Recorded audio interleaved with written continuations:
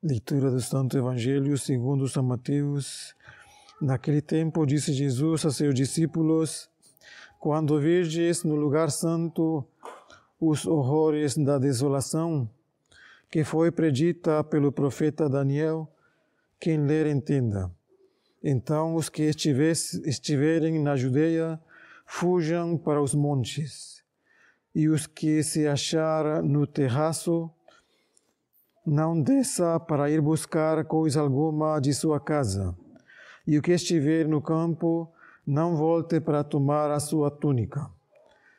Ai, porém, das mães e dos seus filhinhos naqueles dias. Rogai, pois, que a vossa fuga não seja nem no inverno, nem em dia de sábado, porque haverá grande aflição, qual nunca houve desde o princípio do mundo até agora, nem jamais haverá. E se esses dias não fossem abreviados, ninguém se salvaria, mas por causa dos eleitos serão abreviados esses dias. Então, se alguém vos disser: aqui está o Cristo, ou ele está ali, não lhes deis crédito, porque se levantarão falsos cristos e falsos profetas, e farão tão grandes prodígios e milagres que, se possível fora, até os eleitos enganariam. Veja que já vos predisse. Se, pois, vos disserem: ei-lo está no deserto, não saiais. Ei-lo aqui no interior da casa, não lhe deis crédito. Porque como o raio parte do Oriente e é visível até o Ocidente, assim será a vinda do Filho do Homem. Onde quer que esteja o cadáver, aí se ajuntarão as águias. Logo após a tribulação daqueles dias, o sol se obscurecerá, a lua não dará mais a sua luz, as estrelas cairão do céu, e as forças do céu serão abaladas. Então aparecerá no céu o sinal do Filho do Homem, vindo sobre as nuvens do céu, com grande poder e glória. E enviará seus anjos com forte clangor de trombetas, e reunirão os eleitos dos quatro ventos, de uma a outra extremidade dos céus. Da figueira aprendei, pois, uma comparação: quando seus ramos já estão tenros e as folhas brotam, sabeis que já está próximo o verão. Assim também, quando virdes todas estas coisas, sabei que o Filho do Homem está perto, às portas. Em verdade vos digo que não passará esta geração sem que todas estas coisas se cumpram. Passará o céu e a terra, mas as minhas palavras não passarão. Ave Maria, cheia de graça, o Senhor é convosco. Bendita sois vós entre as mulheres, e bendito é o fruto do vosso ventre, Jesus.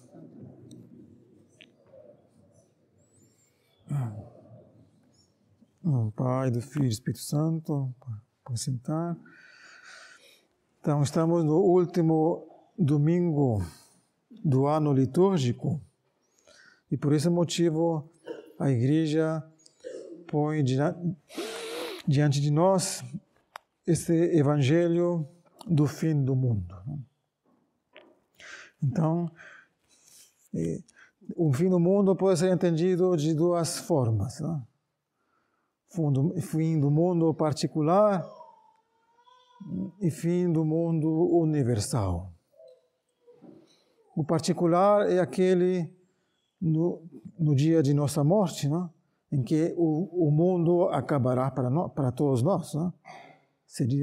Será o fim do mundo, né? E aí serei julgado unicamente eu, né?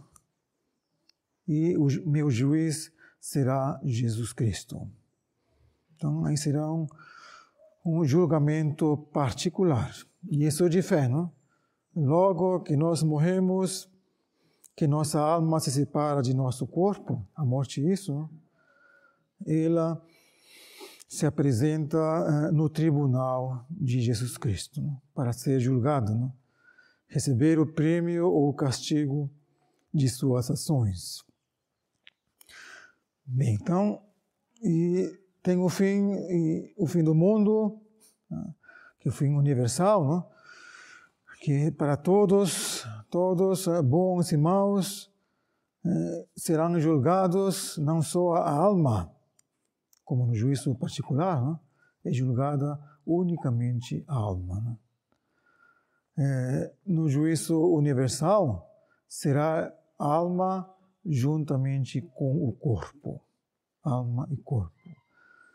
E será universal, né?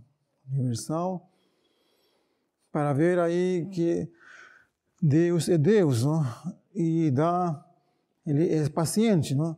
Aqui os maus triunfam, parece, e os bons são humilhados,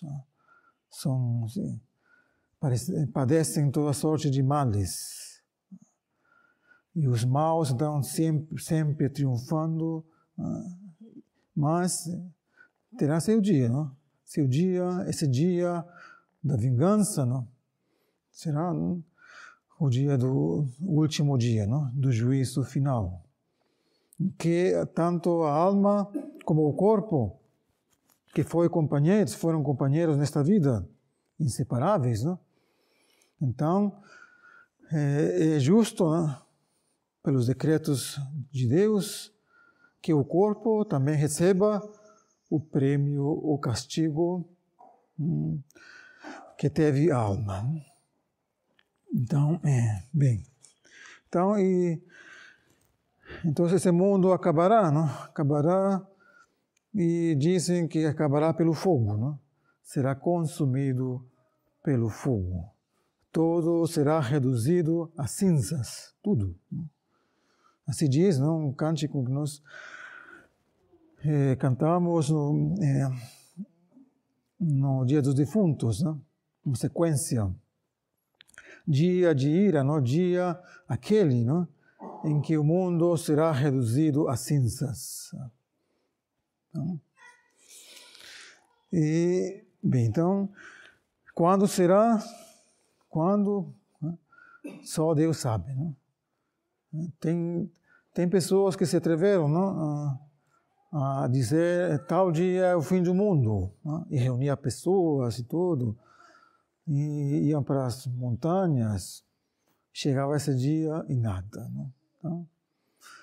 Então, e Deus assim o deixa incerto para nós estarmos sempre preparados, porque não sabemos nem o dia nem a hora.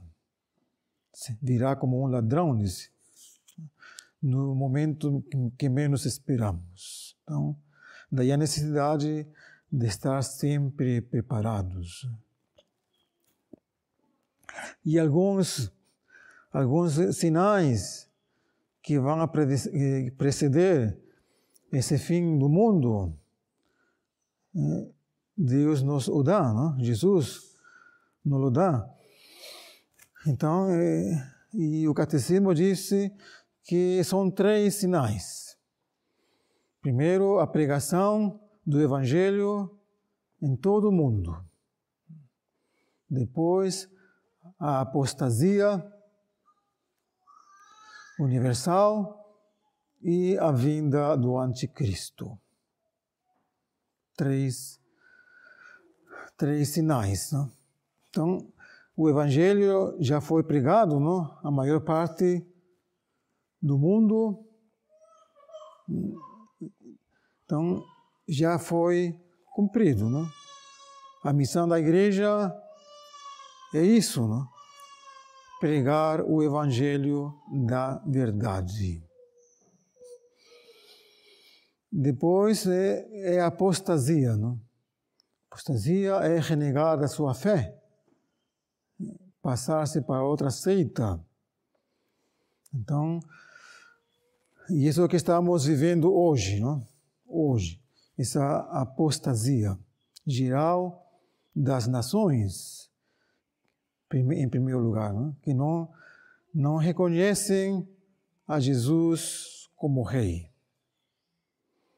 Então, e ele é rei, não? Ele reina. Ele é o Criador de todas as coisas.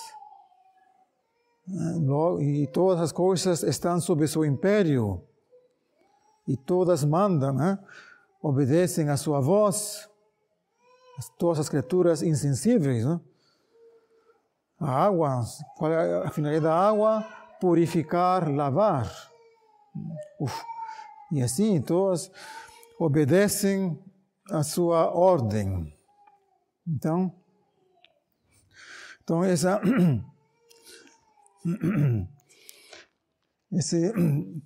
esse fim da apostasia, não, que vivemos hoje. Então, essa instalação do erro na Santa Igreja, não? Um mistério, não? E que o Senhor fala a abominação da desolação no lugar santo. A abominação da desolação no lugar santo. Então, o erro antigamente estava mais fora da igreja. A igreja conseguiu resistir ao erro, fortes, não? Na fé. E os concílios eram para isso, não? Para combater o erro, condenar o erro, aquele que pregava a heresia, e reforçar, firmar a fé. Essa é a missão da igreja, dos concílios, mas agora esse erro se instalou dentro da igreja, não? Dentro. É uma coisa abominável, não? Podemos dizer, não? E desoladora, não? Porque o estado atual da igreja é desolador. Não? Quantas pessoas perdem a fé, se passam a seitas. Então, toda essa abominação que vivemos hoje, isso e que toca a nossa fé, o mais sagrado, não? A fé que é incorruptível, não? Os homens mancharam a fé. Então, e a verdade foi sufocada, por assim dizer. A verdade, não? E o erro triunfa hoje. Mesmo dentro da igreja, não? O erro tem aparência de verdade. Tem, né? Aparência de verdade, mas é uma mentira, não? Todas as heresias são mentiras. Né? E com aparências de verdade. Então, essa grande provação, essa apostasia que vivemos hoje, não? É isso que o Senhor fala aqui, a abominação da desolação no lugar santo. E feita pelos mesmos autoridades da igreja, não? São eles que deveriam pregar a verdade e não o fazem. Não. Então, não pregam a verdade, ao contrário, querem o dialogar. Então, Deus mandou converter, não? Pregar o evangelho e converter, não dialogar. E assim, então, tão grande essa provação que vivemos hoje, não? Diz que se levantarão falsos cristos e falsos profetas. Sim, são todas as seitas anticatólicas que dizem ter a verdade e as pessoas são seduzidas. Hoje em dia, o budismo está crescendo, não? Lá em Vitória, não? Quando a gente vai para Vitória, você tem uma estátua gigantesca, não? Parece um Buda, deve ser um monge. Não? Então, e as pessoas vão aí, não? Foram seduzidas no erro desses falsos profetas, falsos cristos. Então, e assim, não todos os protestantes, todos eles que não são católicos, que não têm a fé católica, são e que pregam, não? Essas coisas são falsos profetas. Não têm a verdade, não descansam na verdade. E assim, então, nós devemos deixar seduzir por isso, não? Por isso, e mesmo dentro da igreja, não? Querendo fazer algum, não sei, acordo com as autoridades romanas, ou não acreditar mais no Papa, porque o que está fazendo é errado e deixa de ser Papa por o que está fazendo, não? Então, devemos permanecer firmes na fé e não deixar-nos seduzir por essas falsas correntes que aí pululam, não? Aí lá fora. Não.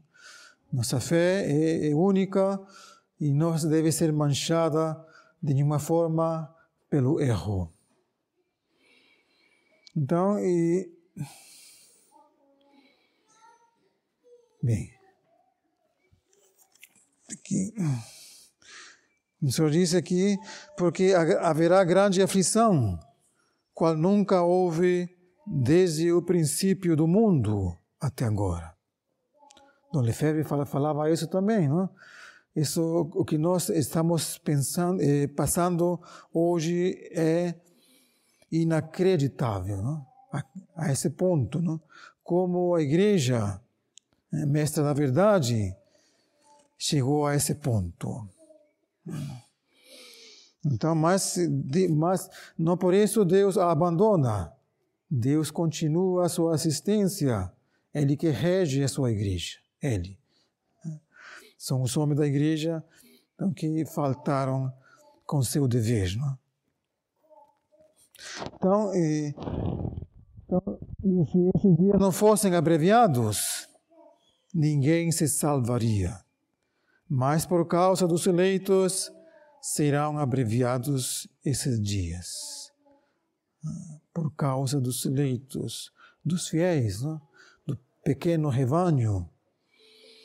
E assim, e porque muitos já foram, que resistiam, foram seduzidos, caíram. Um exemplo, não? Campos, não? Campos caiu, não? Era forte, não? Era firme na fé, se deixou seduzir, enganar e caiu. E nós devemos perseverar, não? E não pensar que estamos salvos, não? Aquele que está de pé disse, cuidado, não venha a cair. Então, sejamos sempre alertas, sejamos prudentes, não nos deixemos enganar pelas falsas doutrinas, mas permaneçamos firmes, não? Firmes em nossa fé. E assim será. Então, todo o problema de hoje é isso, não? A fé é o centro. Não? Aquele tem dois ramos. Aqueles que duvidam da sua fé, fazem, não sei, a diminuem por qualquer motivo, não sei, para ficar bem com o mundo, o espírito do mundo, e aqueles outros que resistem e permanecem fiéis, não? Até a morte, não? Sejamos desse número, mesmo sendo poucos, e assim quando Deus vier, não? Quando no fim de nossa vida, recebamos o prêmio, não? O prêmio de nossa fidelidade. E não venha a castigar-nos por nossa infidelidade, não? E assim perder a Deus para sempre. Não. Então, pensamos no Senhor, que Ele nos auxilie e seja a nossa guia, nossa auxiliadora nestes tempos difíceis. Pai do Espírito Santo. Amém.